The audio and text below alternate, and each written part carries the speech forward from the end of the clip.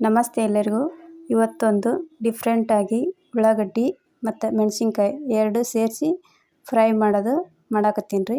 ಮೊದಲಿಗೆ ಉಳ್ಳಾಗಡ್ಡಿನ ಈ ಥರ ಹೆಚ್ಚಿ ಇಟ್ಕೋಬೇಕ್ರಿ ಸೈಡಿಗೆ. ಆಮೇಲೆ ಮೆಣಸಿನ್ಕಾಯಿ ಹಚ್ಕೋಬೇಕ್ರಿ. ಒಂದ್ರಾಗ 2 ಭಾಗ ಮಾಡಿ ಅದರೊಳಗೆ ಮತ್ತೆ 2 ಭಾಗ ಮಾಡಿ ಕಟ್ ಮಾಡ್ಬೇಕ್ರಿ. ಎಲ್ಲ ಮೆಣಸಿನ್ಕಾಯಿ ಇದೇ ಥರ ಕಟ್ ಮಾಡ್ಬೇಕ್ರಿ. ಈ ಥರ ಎಲ್ಲ ಊಟದ ಜೊತೆಗಿನ ಮಾಡಿಕೊಂಡು ಊಟ ಮಾಡ್ಬೋದ್ರಿ. ಒಂದು ರೊಟ್ಟಿ ಹೆಚ್ಚಿಗೆ ತಿನ್ಬೋದ್ರಿ. ರುಚಿ ಜಾಸ್ತಿ ಬರುತ್ತೆ ರೀ ಊಟ ಮಾಡೋಕೆ.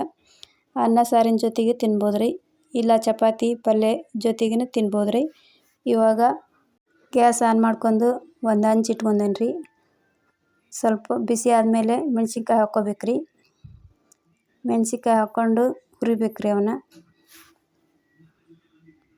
ಎಲ್ಲ ಮೆಣಸಿನ್ಕಾಯಿ ಹುರಿಬೇಕ್ರಿ. ಆ ಥರ ಹುರಿಬೇಕ್ರಿ. ಅವನ್ನ ಮಿಕ್ಸ್ ಮಾಡ್ಕೊತ ನನ್ನ ಚಾನಲ್ಗೆ ಸಬ್ಸ್ಕ್ರೈಬ್ ಮಾಡಿಕೊಡ್ರಿ, ಲೈಕ್ ಮಾಡಿರಿ, ಸಪೋರ್ಟ್ ಮಾಡಿರಿ.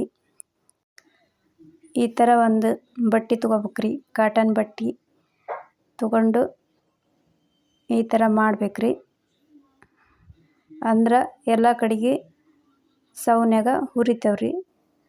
ಈ ಥರ ಹುರಿತೇವ್ರಿ. ಇವಾಗ ಸ್ಪೂನಿಲ್ಲೇ ಸ್ವಲ್ಪ ಈ ಥರ ಮಾಡ್ಬೇಕ್ರಿ.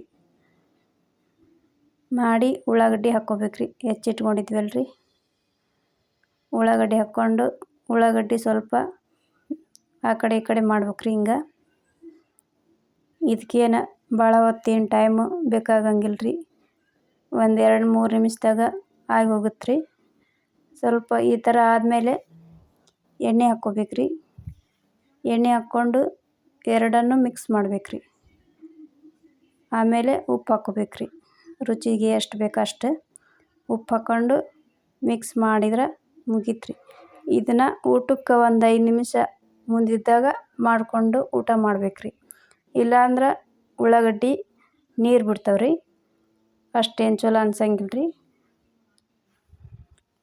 ಊಟಕ್ಕೆ ಒಂದು 5 ನಿಮಿಷ ಮುಂಚೆ ಮಾಡ್ಕೊಂಡು ಊಟ ಮಾಡ್ಬೋದ್ರಿ.